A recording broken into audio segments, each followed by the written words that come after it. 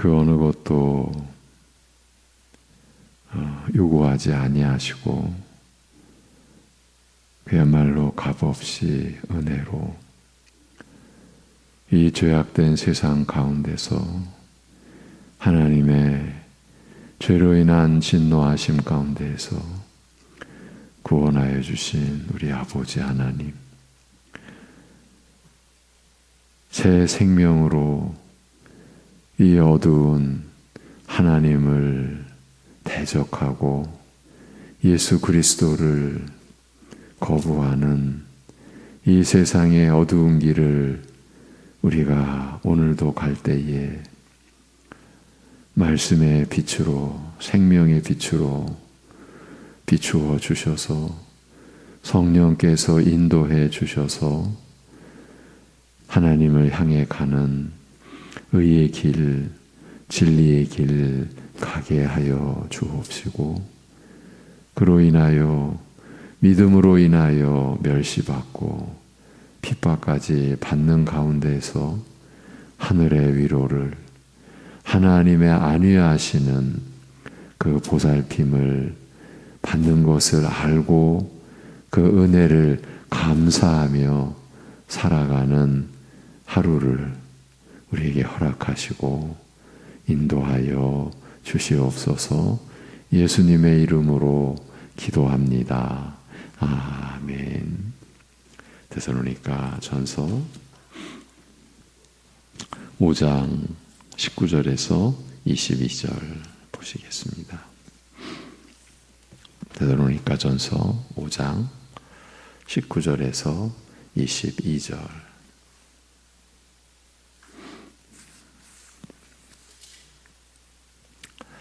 다 같이 성령을 소멸하지 말며 예언을 멸시하지 말고 범사에 헤아려 좋은 것을 취하고 악은 어떤 모양이라도 버리라. 아멘.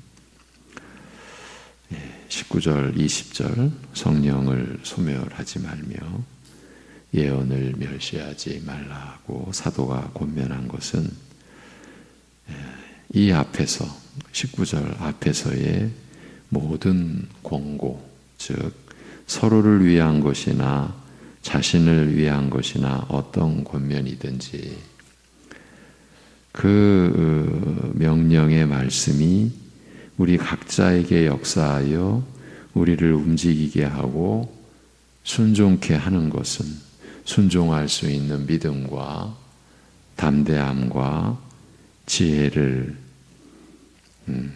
갖게 하는 것은 오직 성령께서 우리 안에서 이 말씀으로 일하시는 것으로, 이 말씀을 통해 역사하는 것으로 이루어지는 것임을 밝혀놓은 구절이라고 했습니다. 그냥 지나갈 수 있는 그런 구절이 아니다. 22절까지도.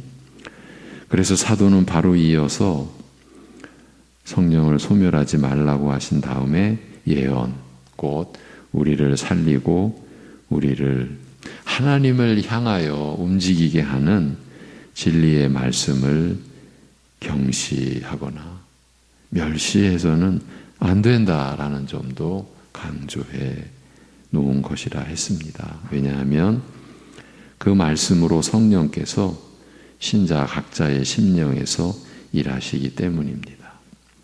로마서 8장에서 우리는 빚진 자다 이런 표현이 나옵니다. 구체적으로 누구에게 빚진 자다라는 표현이 로마서 8장에서는 안 나오는데 그 빚진 자는 곧 성령께 빚진 자다. 로마서 8장 전체가 성령의 사역에 대한 말씀이기 때문에 그렇습니다. 어제 말씀 끝부분에 그래서 하나님께서 각 시대마다 말씀의 종도를 세우셔서 성경 말씀의 진리됨과 은혜됨을 보수하게 하시고, 그러니까 지키게 하시고 또 드러내게 하시고 전파되게, 이 생명의 말씀이 전하여지게 하셨을 때 그 말씀 맡은 사역자들에게 이 모든 일을 다 맡기셨던 것이 절대 아니라고 했습니다. 하나님의 말씀은 사람에 의해서 풀어질 성격의 것이 아니다. 그리고 그 말씀이 사람들에게 전하여지고 마음으로 받아들여지고 그래서 믿음으로 되어지는 그 역사가 사람에 의해서 되어지는 일이 아니다라는 점. 어떤 말씀 사역자라 하더라도 오직 성령께서, 진리의 영이신 성령께서 그들 안에서 역사하셔야만이 하나님의 교회를 섬기기 위한 말씀을 전하고 가르칠 수 있다. 어제 끝부분에 이 점을 강조해 드렸죠. 그러니까 말씀 사역자가 성경으로 받은 말씀을 전하고 가르치려 할 때에 하나님께서 그리스도 안에서 보내주신 성령님으로 하여금 그들 안에서 역사하도록 하시는 그 은혜로 그 말씀이 가르쳐지고 전해지는 모든 과정이 이루어진다라는 거죠. 그러니까 말씀 사역자들의 입장에서 먼저 자신의 그 무엇을 가지고 말씀을 어떻게 해보려고, 그러니까 스스로의 뭔가에 의해서 믿도록, 그렇게 하려면 자신의 뭔가 말의 지혜나 또 설득력 있는 자신만의 뭔가를 부려야 되잖아요. 그거를 나타내려고 해야 되잖아요. 이것이 얼마나 무서운 일인가 사역자들은 먼저 알아야 되는 거고요. 모든 신자들도 그러한 말씀의 그 역사가 오직 성령님으로 되어지는 것에 대한 이해와 믿음을 가지고 있어야 됩니다. 서로가 이것처럼 사실은 중요한 일이 없습니다. 그래서 로마서 고린도전서 2장 1절에서 5절의 구절을 다시 한번 들려드리면, 형제들아 내가 너희에게 나아가 하나님의 증거를 전할 때에, 이 증거는 비밀이라고도 풀이됩니다. 하나님의 비밀을 전할 때에 말과 지혜의 아름다운 것으로 아니하였다. 이게 바울 사도의 자기 고백과 같습니다. 그런데 그 바울 사도가 살던, 그러니까 2000년 전이죠. 2000년 전, 그때 그 학문 중에서 학문의 그야말로 우두머리격, 그게 수사학, 요즘으로 말하면 무슨 웅변술, 이런 것들이 학문의 세계에서 주인 노릇하던 때였거든요. 그건 뭡니까? 다 말과 지혜의 아름다운 것, 각자 갖는 설득력의 능력과 은사, 그것을 꽃피우게 하던 그런 시절이었습니다. 그런 수사학이나 웅변술이 꽃피던 시절이었어요. 그런데 그 세상의 그 원리를 거부한다, 그런 이제 의미도 있습니다. 말과 지혜의 아름다운 것으로 아니하였나니, 왜냐하면 내가 너희 중에서 예수 그리스도와 그가 십자가에 못 박히신 것 외에는 아무것도 알지 아니하기로 작정했기 때문이다라는 겁니다. 그러니까 그리스도와 그의 십자가에 못 박히신 것, 그것이 아니라면, 다른 것이라면 말과 지혜의 아름다운 것으로도 얼마든지 된다, 할 수 있다, 이렇게 여길 수 있다. 그러나 우리를 영원히 살리시는, 그러니까 영원히 살고 죽는 게 이것으로 좌우되는 그 예수 그리스도와 그의 십자가에 못 박히신 것 외에는, 못 박히신 것은 이것만을 알기로 하고 이것만을 전하려고 할 때에는 나는 말과 지혜의 아름다운 것으로 할 수 없었다, 그 얘기를 하는 겁니다. 내가 그리스도와 그가 십자가에 못 박히신 것, 그것만을 알고 그것만을 전하려고 했기 때문에 말과 지혜의 아름다운 것으로 절대 할 수 없었다. 그래서 그 다음 구절이 내가 너희 가운데 거할 때에 약하고 두려워하고 심히 떨었다. 고린도 도시의 사람들이 두려워서 그랬던 게 아니고 로마 폭정과 그 탄압과 핍박 때문에 두렵고 심히 떨은 게 아니고 그 복음 때문에, 그 복음의 역사, 살리고 죽이는 것이, 그것도 영원한 사활이 바로 이 복음에 달렸기 때문에 그 복음 앞에서 약하고 두려워하고 심히 떨었다. 그래서 내 말과 내 전도함이 설득력 있는 지혜의 말로 아니하고 다만 성령의 나타나심과 능력으로 하여 너희 믿음이 사람의 지혜에 있지 아니하고 나 바울이나 베드로나 아볼로나 그 누구나 그 사람의 능력과 지혜에 있지 아니하고 다만 하나님의 능력에 있게 하려 하였노라. 너무 중요한 구절이죠. 사역자를 포함한 모든 신자들이 잊어서는 안 될, 꼭 붙들고 있어야 할 말씀입니다. 저 개인적으로는 말씀 사역자들이라면 바울 사도의 내가 너희 가운데 거할 때 약하고 두려워하고 심히 떨었노라는 고백을 체험하였으면 하는 바람을 갖고 있습니다. 받은 복음, 자기 것이라고 그 복음을 가지고 위세를 부리고 마치 내가 복음을 이루고 그 복음으로 사람 살리듯 그런 행세를 해서는 절대 안 된다. 근데 희한하게도 그런 행세를 하면 무슨 카리스마가 있는 사역자, 그건 성령의 사역이 아닙니다. 그건 그야말로 사람의 것, 더 본질적으로 말하면 사탄에게 속한 것이죠.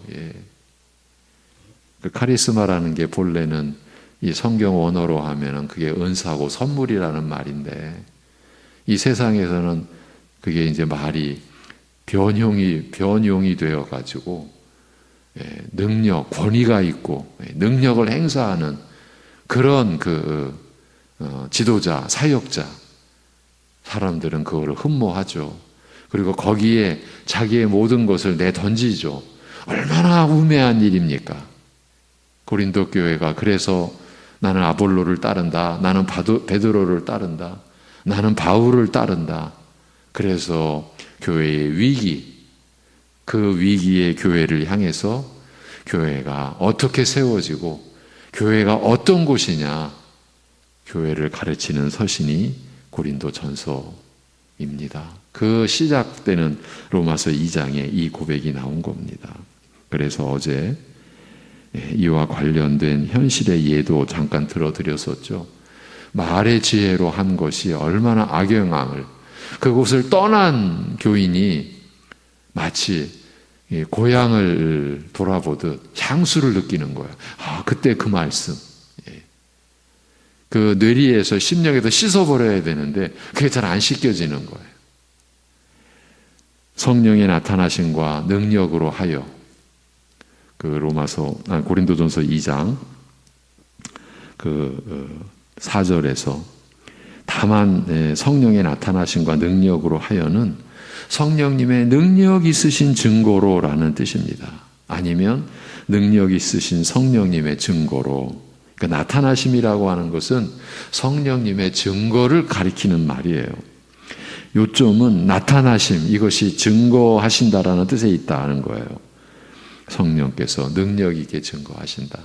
바울 사도는 오직 이것만을 의지하고 바란 거예요.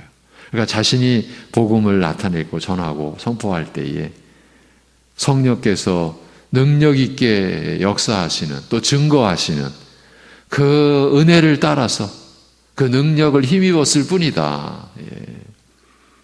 이래야만 우리의 믿음이 사람의 지혜나 능력에 있지 않고 근거하지 않고 다만 하나님의 지혜와 능력을 근거로 하여 세워진다는 것입니다.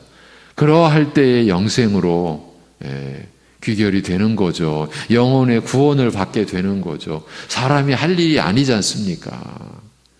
지난번 금요 기도회 때 성령의 나타나심과 능력으로 하여라는 이 구절을 이단 사이비 쪽에서 어떻게 악용하는지에 대해서 소개해 드렸습니다. 저들은 이 구절을 병 고치고 귀신 쫓고 하는 식의 능력의 나타나심으로 풀이하면서 그런 능력의 역사가 일어나지 않는, 저들이 볼 때에 일어나지 않는 일반 교회를 향해서 한마디로 죽었다, 죽은 교회다 이렇게 단정하죠. 그러니까 자신들만이 산 교회다. 저것들은 다 죽은 교회다. 그렇게 말하죠. 한마디로 해서 우리 믿는 자들이 죄를 깨달아, 그러니까 말씀을 통해서 죄를 깨달아 회개하고 믿음으로 말씀을 순종해 가면서, 그러니까 이 모든 것이 성령의 역사임을 믿고 의지하면서 하나님의 사람, 하나님의 자녀로 자라가는 일생의 과정을 통째로 묵사발 만들어 버리는 거예요. 가치 없게 만들어 버리는 거예요. 아예 그 목표를 실종시켜 버리는 거예요. 없어지게 만드는 거예요. 늘 능력이 나타나야 되는 거죠. 제가 소시적 그런 무리 속에서 자칫 지도자 행세까지 할 뻔했었죠. 거의 그 훈련을 마칠 때쯤 하나님의 은혜로 그 사탄의 회에서 하나님의 은혜로 그야말로 출애굽 탈출할 수 있었던 그런 기억이 지금도 생생합니다. 성령의 나타나심과 능력으로 일반 교회, 일반 장로교회 저것들 다 죽었다. 무슨 능력이 나타나느냐? 예배를 통해 무지무지한 참 궤변이죠. 완전 영적 기만 사기죠. 그런데 거기에 수많은 교인들이 몰려가서 그래서 그 당시 그게 이제 침례교단에서 출발을 했는데 한국 침례교단의 3분의 1이 거기에 넘어갔습니다. 거짓 무리에. 오죽하면 미국의 그 침례교 신학교에는 그 거짓 지도자의 이름으로 과가 생겼습니다. 그러니까 신학교에 한 과가 생겼는데 그 거짓 지도자의 이름으로 그러니까 그들도 속은 거죠. 야, 침례교 안에 그것도 한국에 이런 어마무시한 사역자가 일어났다. 그 사역자가 그 이상의 수만이 뭡니까? 그들이 그렇게 내세웠던 게 성령의 나타나심과 능력인 거예요. 하나님의 나라는 말에 있지 않고 능력에 있다 그러면서 다 자기들의 그 구조 속에 다 말씀을 끌어와가지고 그렇게 각색시키고 변질시키고, 그런데 안타깝게도 수십만의 그 영혼들이 그 분별을 못하고 자신들이 참된 신앙생활을 한다고 다른 교회들은 다 죽어있는 교회라고 이런 사태가 일어났던 거죠. 여러분, 그들이 끼친 해악의 결정판이 뭐냐면 말씀을 따라서 믿음으로 순종하며 살아가면서 그리스도의 장성한 분량에 이르는 그러한 변화된, 그리고 하나님을 닮는 성품의 변화를 직접 경험하는 그 삶의 그 은혜를 빼앗아가 버린 거예요. 그것을 무가치하게 별 볼 일 없는 것으로 이렇게 만들어 버린 거예요. 그러니까 우리가 알잖아요. 그렇게 70년, 80년, 90년대 불길 같은 찬양의 운동, 기도의 운동, 지금 그 열매가 풍성해져야 할 2020년대를 살아가는 우리가 이 시대의 교회와 우리를 볼 때에 그 열매를 여러분 스스로도 한번 아시지 않습니까? 성품의 변화, 이 하나만 놓고 볼 때에도 우리가 변화되어진 그 삶을 서로를 통해 확인하는 그런 면에서 풍성하다라고 우리가 말할 수 있습니까? 어찌 보면요, 결국은 자기 믿음, 그게 말씀에 근거하지 않은 자기 믿음. 그래, 결국은 기본적으로 죄사함의 은혜마저도 이게 점점 연약해지고 흐려지는 거죠. 내가 과연 죄사함 받은 자인가? 교인들이 이것을 겉으로 드러내지를 않을 뿐이죠. 한 분 한 분 콕 집어서 만약에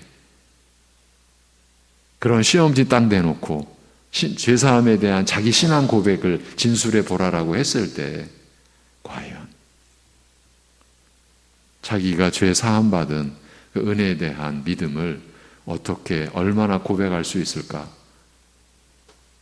이렇게도 우리 이 시대를 진단해 볼 수 있어요. 이와 같이 모든 시대, 모든 지역의 모든 말씀의 일꾼들의 섬김과 헌신은 성령께서 그들 안에서 역사하신 결과일 뿐입니다. 그들의 지혜가 아니고 그들의 실력이 아닙니다. 그들의 지혜로 말씀이 증거된 것이 아니고 그들의 설득력 같은 어떤 능력으로 복음이 효과적으로 전파된 것이 아닙니다. 오직 진리의 영이신 성령께서 말씀을 통해서 하나님께 대한 회개와 예수 그리스도에 대한 믿음을 갖게 하시는 오직 이 성령의 역사로만이 영원히 받을 수밖에 없었던 하나님의 진노로부터 구출되고 자유로워지고 주 예수 그리스도 안에서 하나님을 섬기는 영원한 생애가 주어진 것이에요. 이런 영원한 하나님과의 관계의 회복의 역사가 피조물인, 그것도 죄뿐인 존재로 전락한 인간에 의해서 되어질 일이겠습니까? 어느 누가 그 일을 감당할 수 있겠습니까? 이 절대로 속아서는 안 되는 겁니다. 그러니까 사람의 지혜에 여러분의 믿음이 놓여 있게 해서는 안 됩니다. 어느 사람에 의해 교회가 부흥한다라고 할 때에 이미 그 말 자체 안에 그 사탄의 기망과 속임수가 이미 내재되어 있는 거예요. 이미 그 안에 들어가 있는 거예요. 그 말 자체 속에. 그러니 모든 것을 시험하여 그 입증된 선한 것을 취함으로써 모든 악한 것들로부터 떨어져 있을 수 있는 것. 이게 21절, 21절의 직역이죠. 이렇게 될 수 있는 것은 우리 신자들 안에 내주에 계신 성령께서 이 생명의 말씀을 통해서 역사하실 때에야만이 우리 신자들이 누릴 수 있는 은혜인 것입니다. 이를 위하여 사도 바울은 바로 앞에서 성령의 역사하심을 불끄듯 회방하지 말고 또 모든 일의 기준이요 잣대가 되는 하나님의 말씀을 가볍게 여기거나 멸시해서는 안 되리라고 권고했던 것입니다. 그러므로 우리 신자들은 꾸준히 끊임없이 하나님 말씀인 성경을 가까이 하고 읽고 듣고 보고 해야 한다. 사람이 삼시세끼를 먹으며 살듯이 말입니다. 그리고 말씀이 들려지도록 깨달아지도록 쉬지 않고 기도해야 하는 것이죠. 오늘 우리 찬양한 대로 내 평생의 소원 대속해 주신 사랑을 알기를 원하는 그 간절함으로 우리 신자들은 이렇게 사는 것 아니겠습니까? 다시 21, 22절을 직역으로 보면 그리고 모든 것을 시험하라. 그 좋은 것을 굳게 붙잡으라. 모든 종류의 악한 것으로부터 떨어져 있으라. 이 말이라고 했죠. 우리말로는 22절이 악은 어떤 모양이라도 버리라. 이렇게 되어 있죠. 그런데 본래는 버리라는 의미보다 더 적극적인 권면이라. 떨어져 있으라고 하지 않았습니까? 멀리 있으라고 한 것이에요. 그러니까 가까이 있다가 혹시 취하게 된 것이 있다면 버리라는 그런 뜻이 아니라 아예 접촉하지 말라. 이것이 세심하게 본문을 살피면 드러나는 의미입니다. 악은 어떤 종류의 것이라 할지라도 애초에 가까이 하지 말라라고 하는 사도의 명령이에요. 멀리 떨어져 있으라는 뜻이 분명하게 명시된 구절이에요. 그래서 그 앞에 성령을 소멸하지 말고 예언의 말씀을 멸시하지 말라고 한 거예요.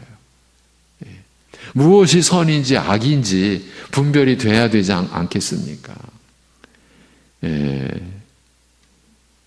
우리말 번역대로 악은 어떤 모양이라도 버리라. 예. 이렇게 데살로니가 전서에 이제 말씀이, 권고의 말씀이 마무리가 되어지는 거죠. 예. 어떤 모양이라도 악을 버리라. 여러분, 우리가 이 말씀을 어떻게 받아들여야 될까요? 어떻게 받아들여야 우리가 악의 어떤 모양이라도 가까이 하지 않고 우리가 분별하여 또 멀리 떨어져 있고, 그러니까 버리기 이전에 취할 수도 없는 거죠. 멀리 떨어져 있으니까 어떻게 그렇게 살아갈 수가 있을까요? 결국 이 본절이 의미하고자 하는 바, 사도가 나타내고자 하는 바가 무엇일까요? 결국은요, 본절이 나타내고자 하는 궁극적 의미는 다름 아닌 하나님, 우리 아버지 하나님의 그 선하심을 바라보라는 거죠. 그 선하심을 닮아가라는 거죠. 하나님의 그 선하신 성품, 그 인자하심의 성품, 그 신실하심의 성품, 인자하심이 한이 없으신 그 하나님의 선하심을, 우리가 기도하는 것이 응답받는 것도 하나님이 우리의 아버지이시기 때문 아니겠습니까? 그 아버지의 선하시고 그 신실하시고 인자하심 때문에 우리의 기도의 응답을 우리가 받는다고 우리가 믿고 있는 것 아닙니까? 그 하나님의 선하심, 우리로 하여금 하나님의 그 선하심, 선하신 하나님을 바라보게 하고 그 선하심을 닮아가라고 하는 말씀인 것이죠. 그러기 위해서 어떤 모양이라도 악은 멀리하라, 가까이 하지 말라. 우리가 이러한 말씀을, 이 구절을 이러한 내용으로 받아들일 때 우리는 어떤 모양이라도 악은 버리라고 하는 말씀을 우리가 받을 수가 있고 수용할 수 있고 또 점점 더 구체적으로 순종하며 실천해 갈 수 있는 말씀이지 않겠습니까? 하나님의 자녀된 우리들이니 하나님의 그 성품을 닮아가야 하지 않겠냐는 말씀인 것이지요. 그러니 악은 어떤 모양이라도 버리라, 가까이 하지 말라, 떨어져 있으라고 하시는 거죠. 그 온전하신 하나님의 선하심이 우리의 거듭난 새 생명, 새 본성을 지닌 하나님의 사람, 하나님의 자녀의 그 성품을 이루는 본질이 되라, 그런 의미가 아니겠습니까? 하나님의 선하심, 그 선하심을 닮는 우리의 그 속사람의 변화. 여러분, 이 명령이 주어진, 그래서 우리가 앞에서 여러 번 살펴본 말씀 때문이기도 하다라는 것을 확인해 드리며 오늘 마무리하겠습니다. 이런 명령이 주어진 것, 우리가 앞에서 여러 번 살펴본 그 말씀 때문이기도 하죠. 어떤 내용입니까? 예수께서 우리를 위하여 죽으사 우리로 하여금 깨어있든지 자든지 자기와 함께 살게 하려 하셨느니라고 하셨지 않습니까? 지금 오늘 우리 신자들은 예수님과 함께 살고 있는 것 아닙니까? 그러니 악은 어떤 모양이라도 버리는 것이 마땅하지 않겠습니까? 그리고 그 우리와 함께 살게 하려 하셨다라고 한 그 10절 바로 다음 11절에서 그러므로 피차 권면하고 서로 세우라고 하신 말씀과 이 본절을 이제 연결시키면 이 21절, 22절과 연결을 시키면, 그러니까 처음과 끝을 연결을 시키면 서로를 세우는데 유익한 것이 바로 시험하여 입증된 그 선한 것, 이렇게 연결이 되는 거죠. 반면에 모든 종류의 악한 것이란 서로를 세우는데 해롭거나 방해되는 것, 이걸 가리킨다고 우리가 이해할 수 있는 거죠. 그래서 하나님의 선하신 그 성품을 우리가 쫓아갈 때에, 그리고 성령께서 말씀을 통해 역사하신 은혜를 통해 시험하고 입증하여 선한 것으로 확인된 것을 우리가 취하고 악은 어떤 모양이라도 멀리 떨어져 버릴 수 있을 때 우리는 서로를 세우는 유익한 존재로 한 신자가 또 다른 누군가를 세워서 그래서 하나님의 나라가 확장되어져 가고 하늘에서와 같이 하나님의 뜻이 이루어지고 하나님의 그 존귀하신 이름이 영광을 받으시는 그러한 하나님 나라가 세워져 가는 것이 아닌가. 바로 이 말씀 아니겠습니까? 결국 우리를 위하여 주구사 우리로 하여금 자기와 함께 살게 하려 하신 하나님의 그 뜻을 우리가 따르는 최종적인 것은 하나님의 선하심을 늘 바라보는 거죠. 그 인자하심을 늘 바라보는 거죠. 그래서 우리의 속사람의 변화, 어제 수요 예배 때 속이 깨끗해야 밖도 깨끗해지는 것 아니냐. 너희는 겉모양만, 이것이 이스라엘의 본질이었어요. 실상이었어요. 그 실상의 결과 하나님의 진노가 임하여 주 70년 이스라엘은 멸망하게 되죠. 그러한 세태들을 향하여 안을 닦으라. 우리가 어떻게 우리의 안을 닦을 수 있습니까? 오직 예수 그리스도의 십자가 은혜 안에서 성령이 우리 안에서 말씀으로 역사하심으로 그리스도의 거룩함을, 의로움을 우리에게 입혀주실 때, 그리고 그 은혜 안에서 우리는 하나님의 선하심을 늘 묵상하고 바라볼 때에 여러분이 그리스도의 장성한 분량에 이르는 그러한 변화된 속사람의 새로움과 강건함을 입을 것이고 경험할 것이고, 그리고 그것은 겉사람은 후패하나 속사람이 날로 새로워지는 여러분을 통해서 이 세상의 어두움이 밝혀지는 거죠. 왜? 여러분이 생명의 빛을, 그리고 복음의 빛을, 그래서 이 세상에는 없는 의와 거룩과 진리와 생명을 이 세상에 나타내 보일 수가 있으니까요. 그래야 할 때 여러분이 너희는 세상의 빛이라고 하신 예수님의 말씀이 여러분을 통해서 이루어지는 거고, 이 세상이 그 생명의 빛을 받는 것 아니겠습니까? 데살로니가 전서가 이런 구조로 마무리되어집니다.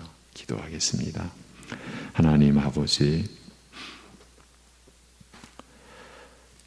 하나님의 교회 안에서조차 거짓이 주인 노릇하고 사람의 지혜가 하나님의 능력과 지혜를 웃도는, 마치 하나님의 능력과 지혜로는 부족한 것 같아서 사람의 지혜가 행세하는 그런 시대를 우리가 지나가고 있습니다. 그러한 우리의 무지와 불신을 용서하여 주옵시고, 우리의 믿음 없음을 긍휼히 여기사 진리의 말씀으로 우리를 세워주셔서 오직 성령의 역사하심으로 인하여 어떤 사역자에 의하여 선포되어지는 말씀이라도 오직 성령의 능력 있으신 증거로 인하여 신자들에게, 우리 모두에게 그 말씀이 믿어지도록 하는 역사, 그리고 그 말씀에 순종하도록 하는 역사가 불일듯 일어나는 교회와 또 우리 신자들의 심령의 역사가 일어날 수 있도록 허락하여 주옵시고, 그러한 은혜를 우리 안에 베풀어 주시옵소서. 하나님 아버지, 하나님의 나라인 교회 안에서 사람을 세운다라는 것이, 자기를 세운다라는 것이 얼마나 무서운 일이라는 깨달음이 우리 안에 깊이 풍성하게 일어나게 하여 주옵소서. 오직 성부, 성자, 성령 하나님의 뜻과 성취하심과 그 은혜 베풀어 주심으로 인하여 일어난 죄사함과 새 생명을 얻는, 영생을 얻는, 그리하여 하나님의 자녀로 우리가 세움받는 있을 수 없는 이 놀라운 역사를 사람의 것으로 훼손시키지 않게 하여 주옵시고, 거짓된 신앙의 내용으로 하나님을 향하여 하나님을 섬기는 삶의 자유로움과 그 사랑을 빼앗기고 상실한 채로 자기 믿음과 거짓된 믿음으로 살지 않는 우리들 되게 우리를 붙들어 주옵소서. 하나님의 선하심을 묵상하고 그 인자하심을 우리가 닮아가고 그것이 우리가 변화되어지는 본체가 되는 역사가 있게 하여 주시옵소서. 오늘도 역경과 시련과 고난과 환난의 어두운 터널을 가고 있는 우리 지체들, 우리 가족과 이웃들을 주께서 붙잡아 주시고 그 고난의 섭리 속에서 우리를 온전한 하나님의 자녀로 오늘도 세워주시고 그 고난이 우리로서는 다 이해할 수 없는 아픔이지만 그 고난으로 인하여 우리가 하나님의 보호하시는 은혜를 경험할 수 있고 예수 그리스도께서 다시 오실 때에 영광과 존귀와 칭찬이 되게 할 것이라 하신 말씀을 믿음으로 인하여서 역경 속에서도 주님을 바라봄으로 인하여 감사할 수 있는 역사가 일어나게 하여 주옵소서. 예수님의 이름으로 기도하옵나이다. 아멘.